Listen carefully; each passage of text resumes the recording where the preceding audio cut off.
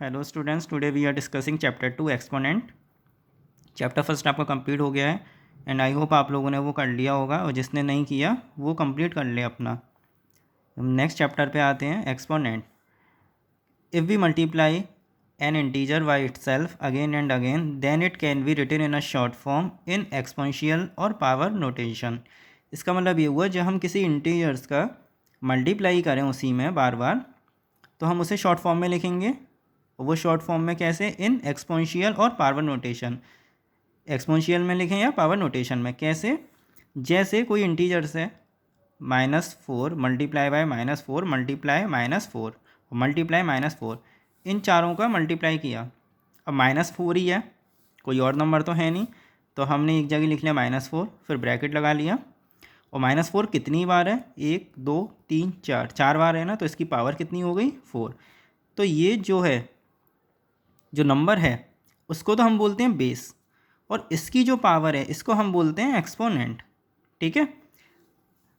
अब जैसे ये p अपॉन क्यू की फॉर्म में होता, जैसे -5/7, और इसका मल्टीप्लाई होता -5/7 से ही, फिर -5/7, फिर -5/7, फिर -5/7, सेम नंबर है। ठीक है।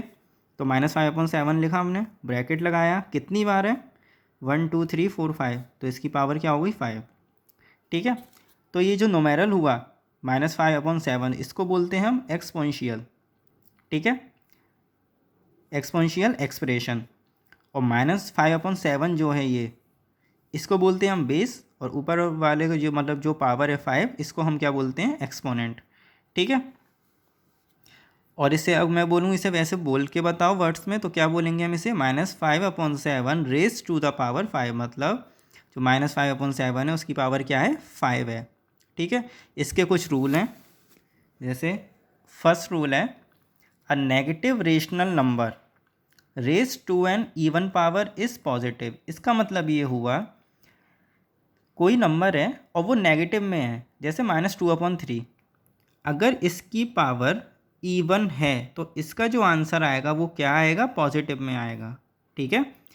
जैसे -2/3 मल्टीप्लाई बाय -2/3, अगर मैं इसे ओपन करूँगा तो -2/3 की पावर 2 का मतलब ये मत कर देना कि 2 2 जा 4 बस, ये नहीं होता है। क्या बताया था कि इंटीजर्स का मल्टीप्लाई इंटीजर्स में। ठीक है।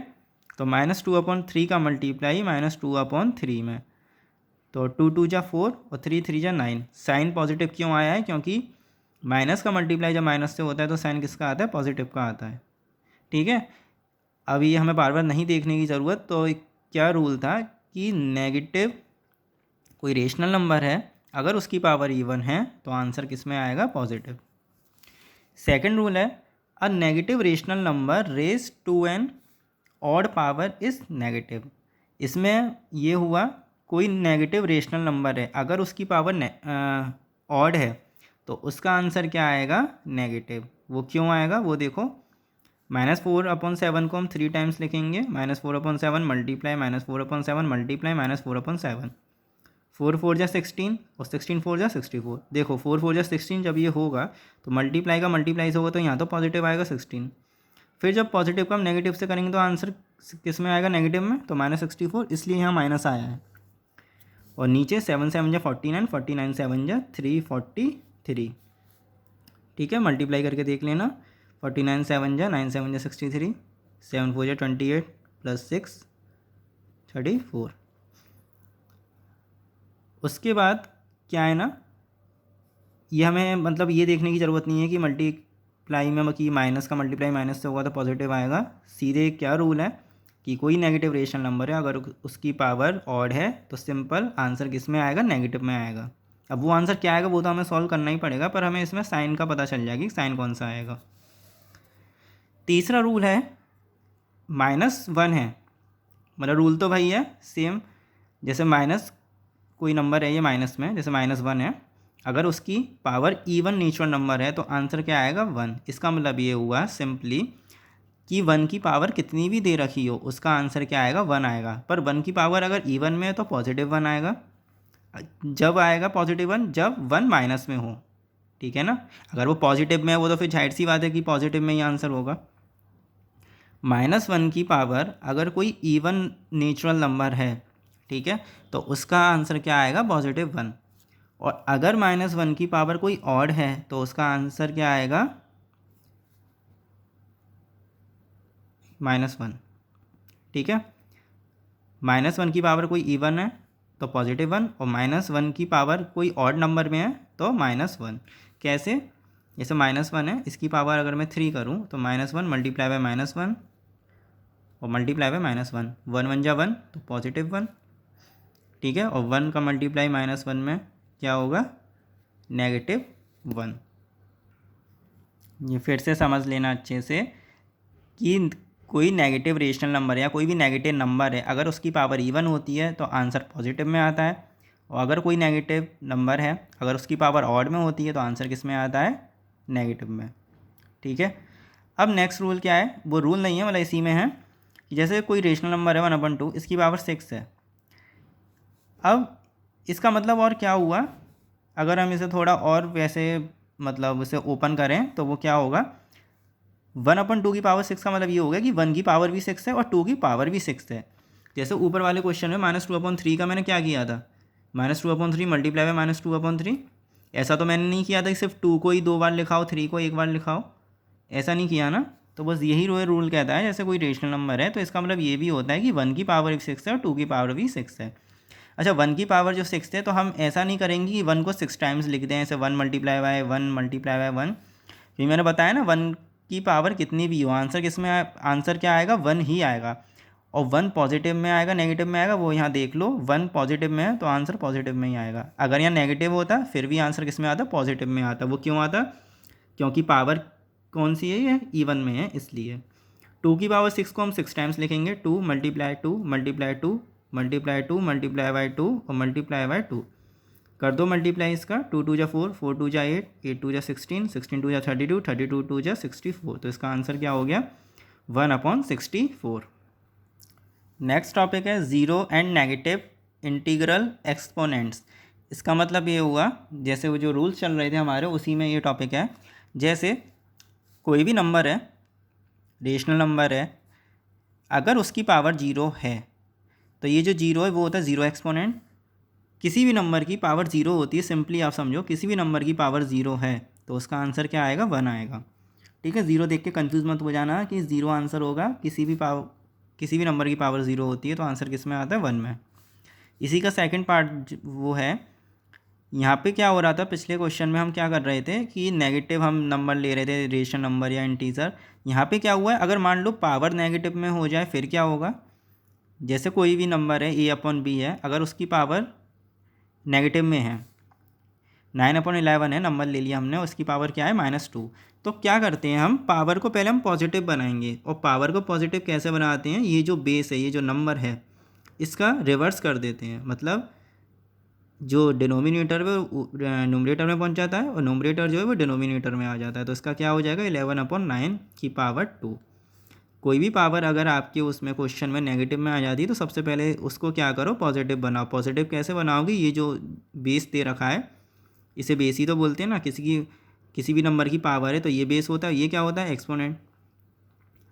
तो उसको हम क्या करेंगे, किसी नंबर की पावर नेगेटिव होगी तो क्या करेंगे, हम उसको हम पहले पॉजिटिव बनाएंगे। पॉजिटिव कैसे बनाएंगे, इसको रिवर्स करके, इसको उल्टा कर देते हैं।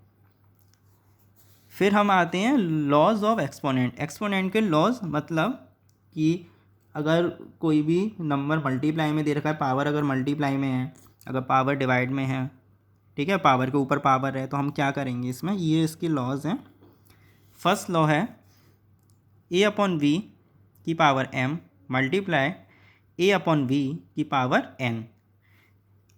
अगर बेस, और हाँ इसमें एक और चीज़ याद रखना, जैसे किसी भी नंबर की पावर, जैसे यहाँ m है और यहाँ भी पावर n है, तो क्या होता है, मल्टीप्लाई में पावर क्या हो जाती हैं, प्लस हो जाती हैं।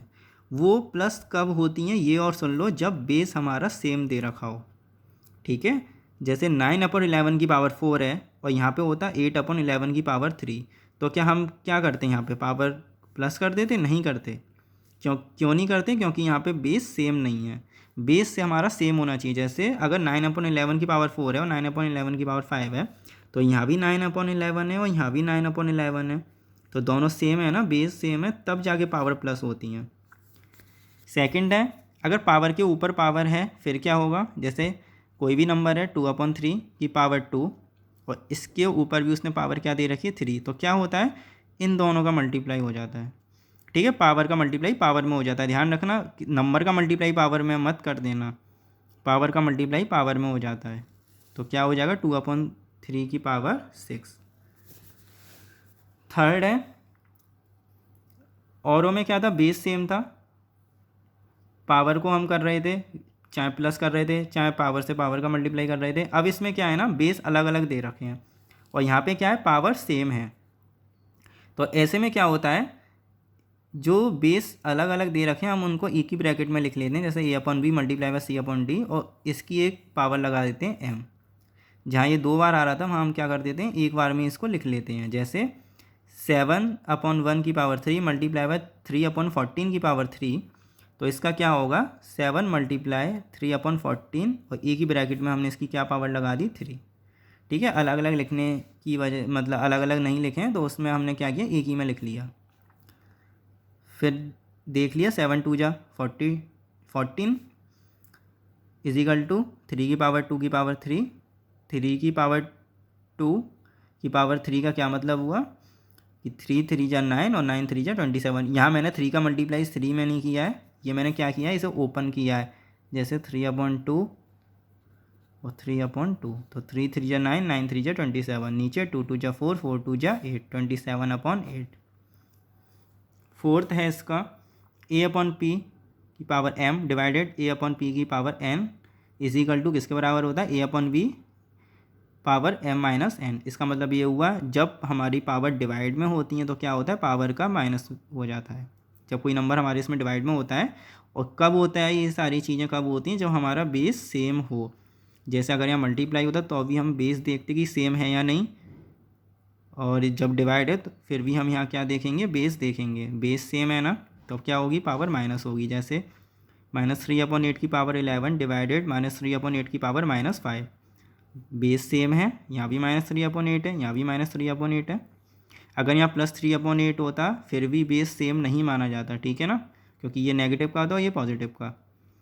तो अब इन दोनों का माइनस हो जाएगा, तो -3/8 पावर 11 माइनस फिर -5। अब ऐसा मत करना कि माइनस होगा तो अब ये वाला माइनस समझ लो बस एक ही लगा दो, ऐसा नहीं होगा, माइनस तो वो लगाना ही है, ये इसका अपना अलग साइन है। तो 11 माइनस -5 इजिकल टू -3/8 की पावर क्या हो जाएगा 16। ठीक है, क्वेश्चन ये भी आ सकते हैं कि कोई भी नंबर को एक्सपोनेंशियल फॉर्म में लिखो या सिंप्लीफाई करो, और ये मैं आपको नेक्स्ट वीडियो में बताऊँगा।